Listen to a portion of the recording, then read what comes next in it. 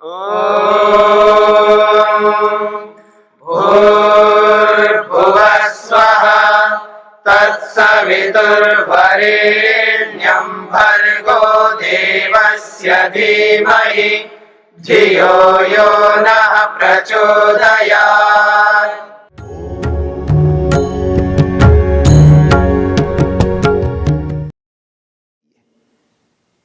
इतने सारे कारण बताए। इंद्रियस्य हानात, अब एक और कारण बताया, इंद्रियस्य हानात, इंद्रिय में कमी होने के कारण से भी दिखाई नहीं देती।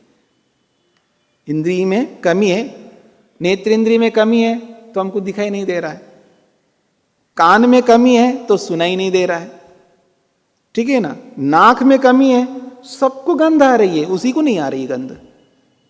इतनी दुर्गंध आ रही है, वो बैठा है वहीं पर दुर्गंध में, सबको दुर्गंध आ रही है, वो खड़ा नहीं हो सकता बाद में, और वो बैठा वहीं पर दुर्गंध में क्योंकि उसको नहीं आ रही स्मेल।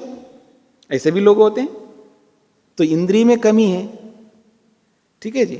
और आपने देखा होगा कोई कोई कई बार, अब तो ऐसा नहीं है, तो जैसे लकड़ी से बनाते हैं, भट्टियाँ होती हैं ऐसा, तो उसका भट्टी के पास में खड़ा है आदमी, हाँ, और उसके साथ लगा हुआ है उसका शरीर, हाँ, कपड़े भी जल रहे हैं, उसकी स्किन चमड़ी भी जल रही है, उसको पता नहीं लग रहा है।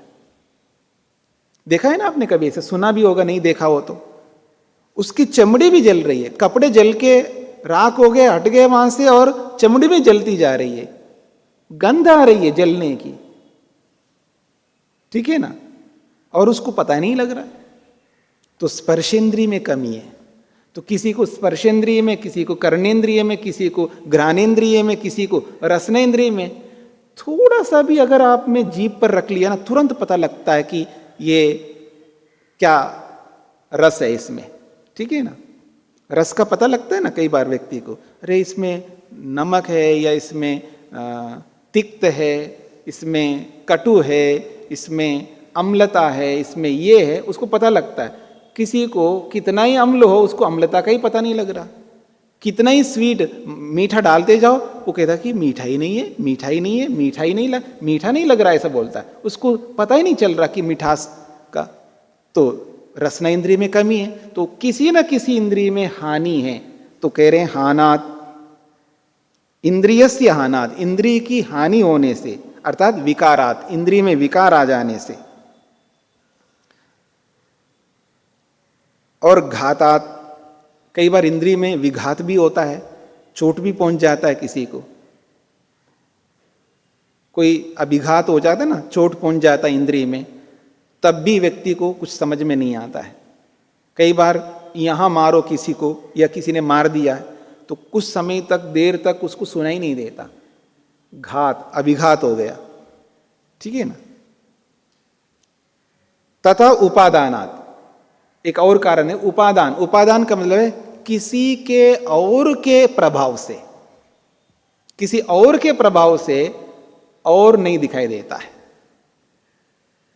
देखिए मेरी आंखें खुली हैं, आपको देख रही है, ठीक है ना, नाक भी खुला ही है, ठीक है ना, कान भी खुले हुए हैं, ये इंद्रियां सब खुले हुए हैं, ठीक है ना।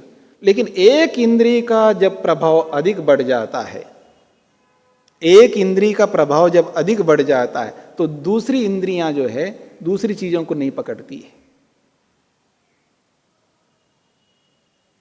आजकल आदमी स्क्रीन के सामने बैठता है ना, मान लीजिए ऐसे बैठा हो ना, ऐसे ही बैठा रहता, ऐसा बैठा रहता आदमी बहुत देर तक, ठीक है ना।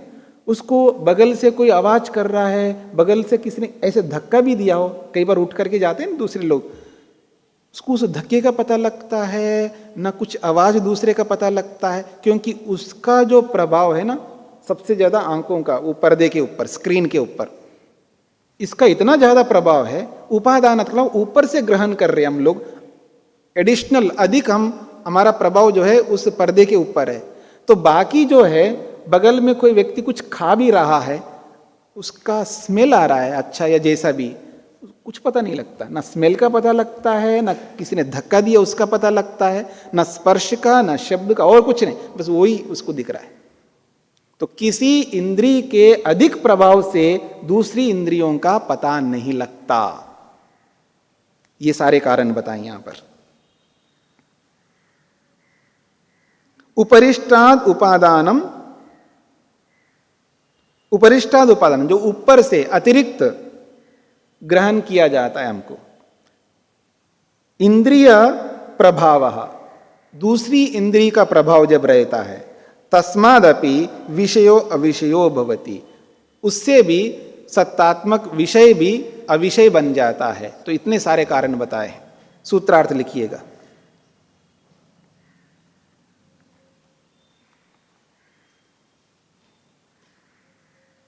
सत्तात्मक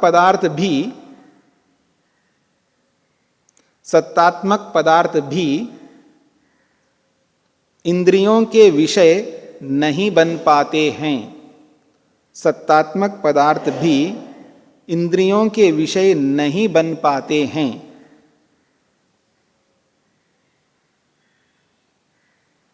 अति दूर होने से, अति दूर होने से,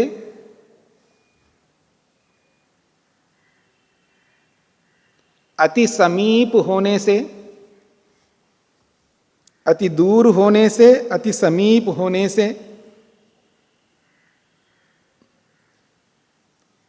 व्यवधान के कारण से, व्यवधान के कारण से,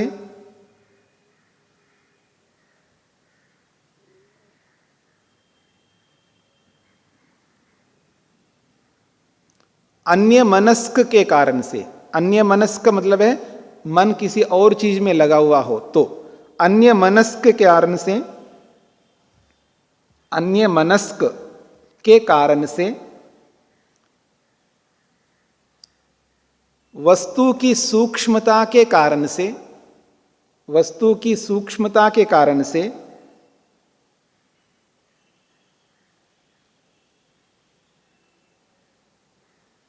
दबने के कारण से, दबने के कारण से,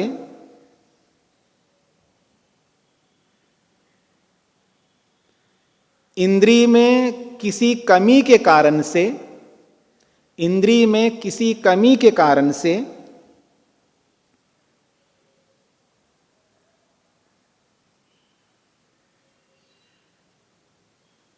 और इंद्रियों में किसी एक इंद्रिय के अधिक प्रभाव से, इंद्रियों में किसी एक इंद्रिय के अधिक प्रभाव से,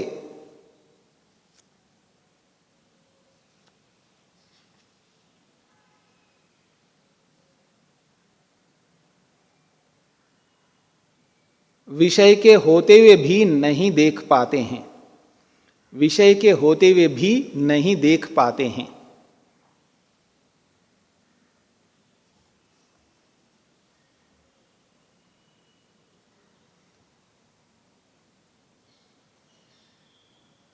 ठीक है, यह सूत्रार्थ हो गया। अब इतने सारे कारणों में से प्रकृति और पुरुष को ना देख पाने के पीछे क्या कारण है, इस बात को लेकर के प्रश्न किया जा रहा है। प्रस्तुतेषु एतेषु बाधकेषु किम बाधकम अत्र प्रकृति पुरुषयो उपलब्धौ इति उच्यते। प्रस्तुतेषु एतेषु बाधकेषु, आपने जितनी बाधाएं प्रस्तुत किए, जितने बाधक तत्व आपने सामने लाए, इन सब बाधकों में कौन सा ऐसा बाधक है जिसके कारण से प्रकृति का और पुरुष का हमें प्रत्यक्ष नहीं हो रहा है। इसके बारे में उच्यते सूत्र के माध्यम से बताया जा रहा है। सूत्र है सौक्ष्म्यात् तद अनुपलब्धि। सरल अर्थ दे दिया है, सूक्ष्मता के कारण से उनकी उपलब्धि या उनका प्रत्यक्ष नहीं हो पाता है। तयो प्रकृति पुरुषयो ऐन्द्रियक प्रत्यक्षेन अनुपलब्धि, उस आत्मा और प्रकृति की अनुपलब्धि जो है सूक्ष्मता के कारण से नहीं हो पाती है। कह रहे हैं तयो सूक्ष्मत्वाद हेतो भवति, उनकी सूक्ष्मता के कारण से ऐसा होता है।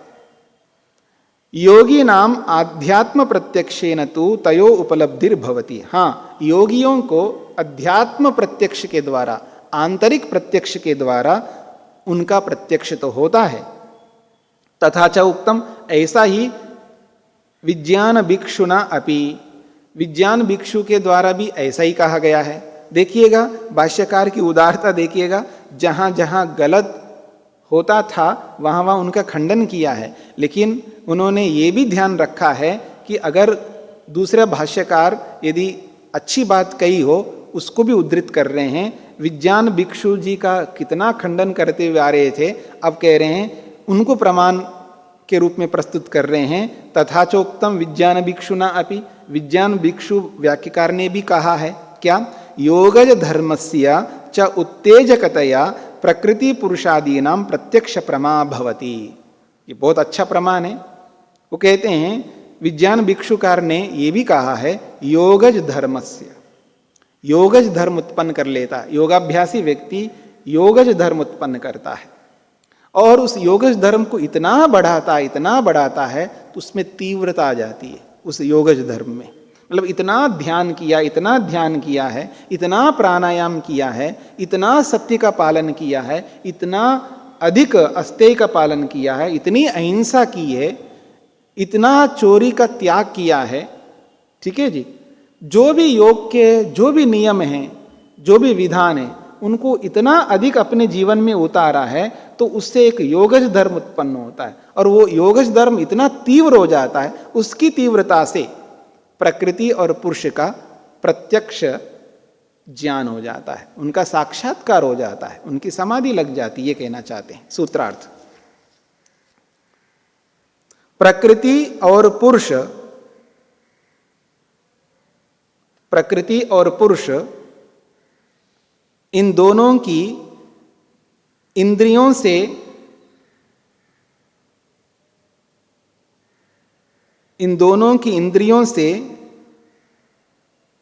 अनुपलब्धि होने का कारण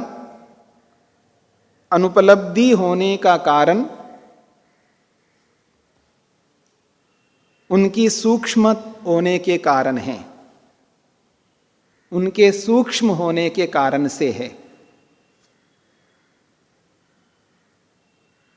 उनके सूक्ष्म होने के कारण से है।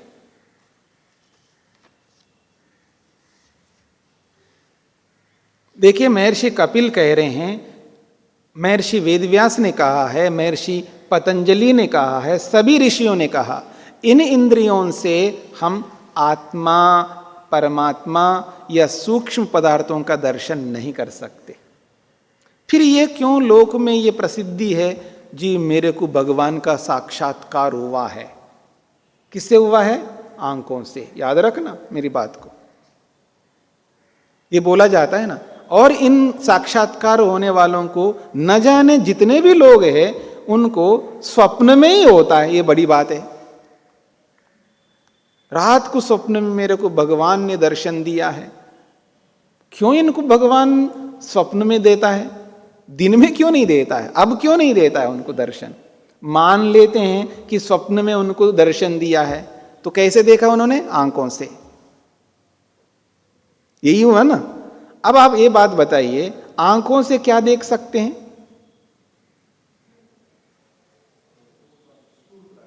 रूप को देख सकते हैं, जिसको आप आकृति बोलते हैं।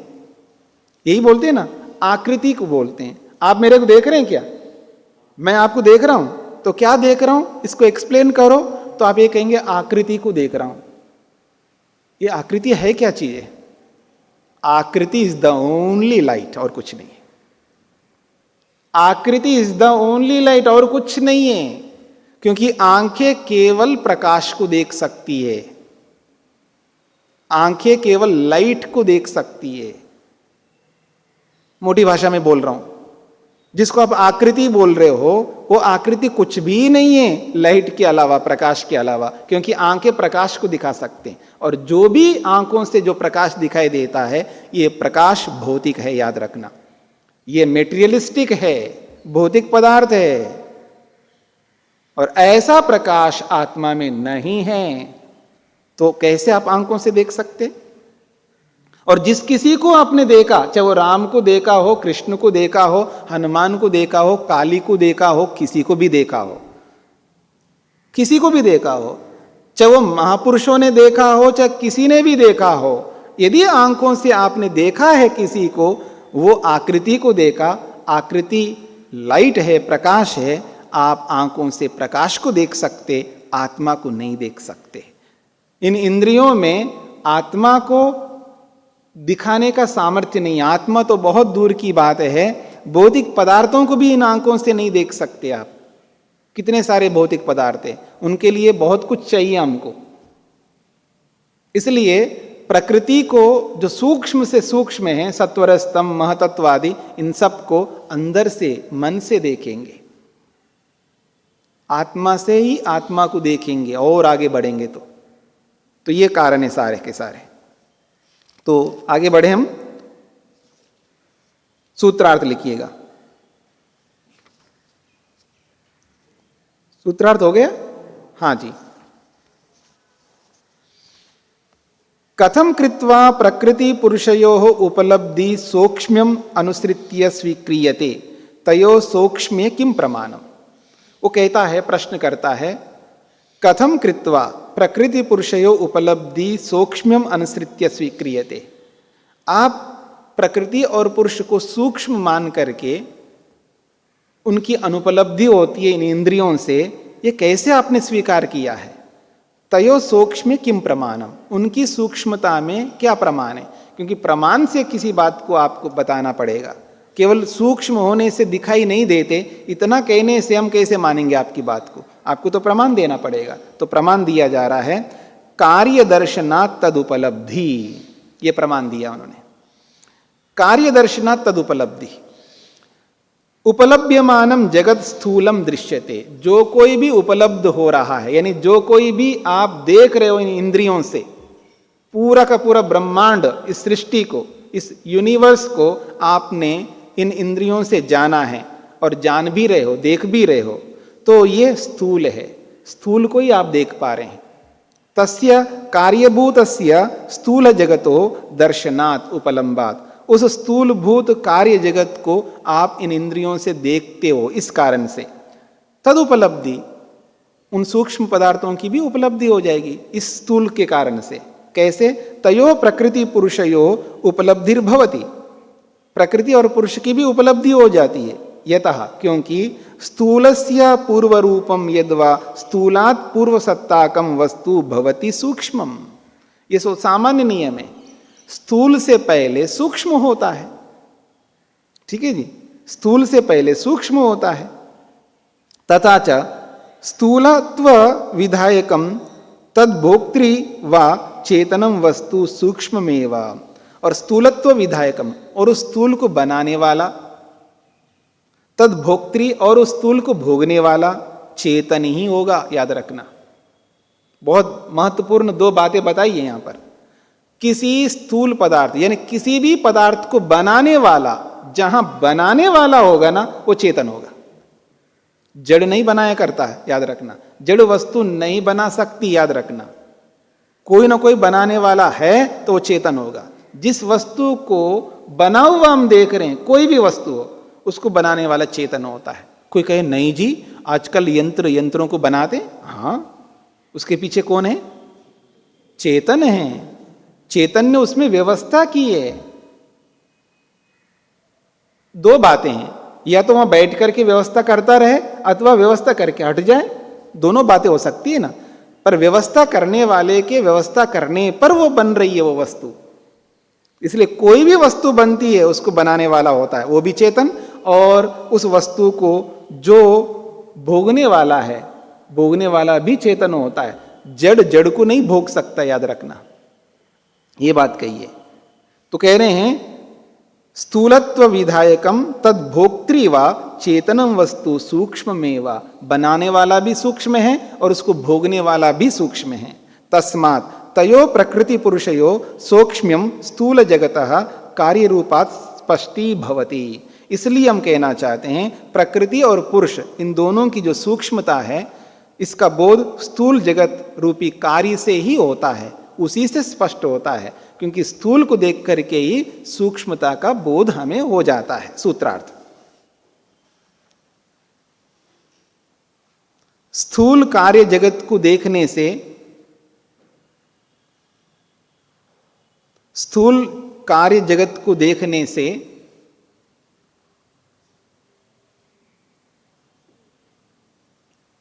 प्रकृति और पुरुष की उपलब्धि, प्रकृति और पुरुष की उपलब्धि होती है।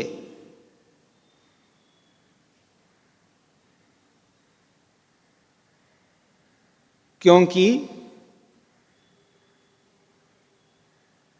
स्थूल के पीछे सूक्ष्मता कारण होने से, स्थूल के पीछे सूक्ष्मता कारण होने से, या स्थूल के पीछे सूक्ष्मता विद्यमान होने से।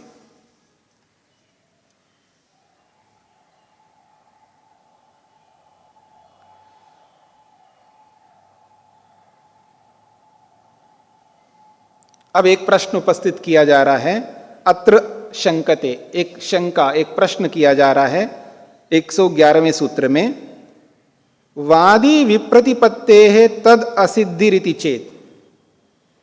वादी की विप्रतिपत्ति के कारण से प्रकृति और पुरुष की असिद्धि माना जाए तो, ऐसा प्रश्न कर रहा है। कार्य दर्शनाद इति उच्यते, कार्य को देखने से उसकी सूक्ष्मता की सिद्धि होती है, ऐसा आपने कहा था। कथम ही कार्य दर्शनात् सूक्ष्मस्य कारणस्य अनुमानम क्रियते, आप स्थूल को देख करके सूक्ष्मता का कैसे अनुमान कर रहे हो? कथम न शून्यस्य अनुमानम क्रियेत, आप ऐसा क्यों अनुमान नहीं करते कि इस स्थूल को देख करके शून्य का अनुमान करो ना? पहले कुछ नहीं था, शून्य था, शून्य का अनुमान क्यों नहीं करते हो? ये कहना चाह रहे। शून्यम ही तत्वम, वास्तव में तो शून्य ही तत्व है। शून्यवाद लाया, पीछे जो प्रसंग में चलाया था। तो शून्यम तत्वम वस्तु धर्मत्वाद विनाशस्य, हेतु दे रहा है वस्तु के विनाश होने के कारण से सब कुछ शून्य है। जब विनाश होता है, कुछ नहीं बचता, सब नष्ट हो जाते हैं, तो शून्य उत्पन्न हो जाता है, तो सब कुछ शून्य बन जाता है। क्यों? सब कुछ विनाश होता है, सबका विनाश होता है। विनाश ही शून्य का, शून्यत्व को सिद्ध करता है, ये कहना चाहता है। यद यद कार्यम वस्तु तत्तद विनाश धर्मी, जो जो कार्य पदार्थ है वो विनष्ट होने वाला है। अतः कार्य दर्शनात् कारणम शून्यमिति वादी विप्रतिपत्ति ही, वो कहता है कार्य को देखने से उसका कार्य कारण जो है शून्य है, ऐसा विप्रतिपत्ति ये विरोधी के द्वारा, पूर्व पक्षी के द्वारा दिया गया हेतु है। तस्मात् तयो प्रकृति पुरुषयो असिद्धि ही इति चेत, इसलिए प्रकृति पुरुष दिखाई नहीं देते क्योंकि सब कुछ शून्य है, ये कहना चाहता है। सूत्रार्थ लिखिएगा।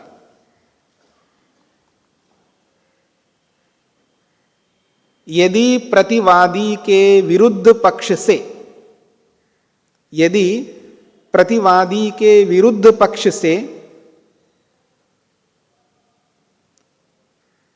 यदि प्रतिवादी के विरुद्ध पक्ष से कारण को ही शून्य रूप में माना जाए, कारण को ही शून्य रूप में माना जाए,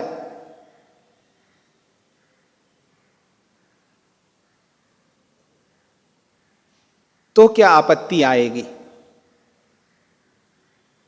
तो क्या आपत्ति आएगी? अब इसका समाधान किया जा रहा है। समाधत्ते, समाधान के रूप में सूत्र है।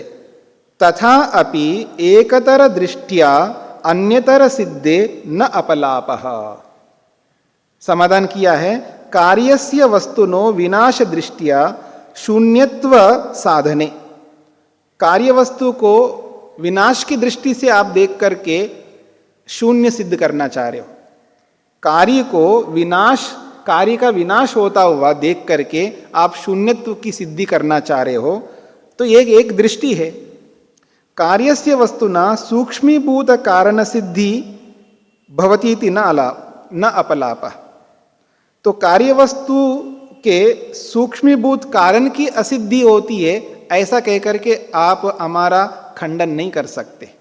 यानी कार्य वस्तु के विनाश को देख करके शून्यत्व को सिद्ध करते हुए सूक्ष्म पदार्थ का खंडन आप नहीं कर सकते। क्यों? यथा ही कार्यस्य वस्तुनो विनाशो धर्म अस्ति, कार्य वस्तु का विनाश धर्म है एकतर दृष्टि, ये एक प्रकार की दृष्टि है, ये सिक्के के एक पहलू है। तो जो भी कार्य है उसका विनाश होता है, विनाश धर्म उस कार्य में है, ये एक दृष्टि है। पर दूसरी दृष्टि भी तो है, क्या? तथा कार्य वस्तु न सूक्ष्मी भाव प्राप्तिरपि धर्म, ये अन्यतर दृष्टि। किसी भी कार्य वस्तु की सूक्ष्मता भी होती है। कार्य वस्तु से पहले जो कारण है वो सूक्ष्म होता ही है। कार्य वस्तु स्थूल होती है और कारण वस्तु सूक्ष्म होती है, ये भी तो एक दृष्टि है। इस दृष्टि को क्यों नहीं देखते हो? ये दूसरी दृष्टि है। वस्तुतस्तु वस्तूनां विनाशः तस्य सूक्ष्मी भाव एव, वास्तव में तो ये है कि वस्तु का जो विनाश जहां बोला जाता है वो विनाश का मतलब शून्य नहीं होता, उस विनाश का मतलब है उस कार्य वस्तु का सूक्ष्म भाव होना, यही कारण नाश है। तो सूक्ष्मी भाव एव कनशो जायते, सूक्ष्मी भाव होकर के वो कण कण के रूप में अलग रहता है। न सर्वथा नाशा, सर्वथा विनाश नहीं हो सकता। अतः सूक्ष्मी भाव एव तस्य कारण स्वरूपम, इसलिए हम कहना चाहते हैं कारण को सूक्ष्म रूप में स्वीकार करना चाहिए, शून्य के रूप में कभी नहीं स्वीकार करना है। सूत्रार्थ।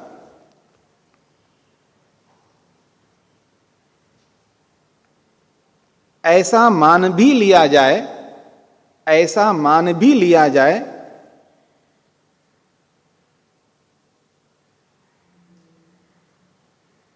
कि एक दृष्टि से कार्य वस्तु के विनाश से,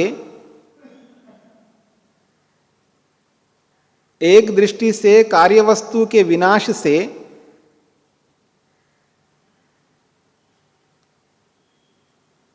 शून्यत्व की सिद्धि करने से, शून्यत्व की सिद्धि करने से दूसरी दृष्टि को नजरअंदाज नहीं किया जा सकता, नजरअंदाज नहीं किया जा सकता कि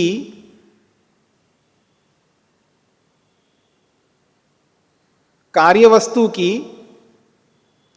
वस्तु की सूक्ष्मीभूत कारण की भी सिद्धि होती है। द्यो शान्तिरन्तरिक्षं शान्तिर्पृथिवी शान्तिरापः शान्तिरोषधयः शान्तिः वनस्पतयः शान्तिर्विश्वे देवाः शान्तिर्ब्रह्म शान्ति सर्वं शान्ति शान्तिरेव शान्ति क्षमा शान्तिरेधि। ॐ शान्ति शान्ति शान्तिः।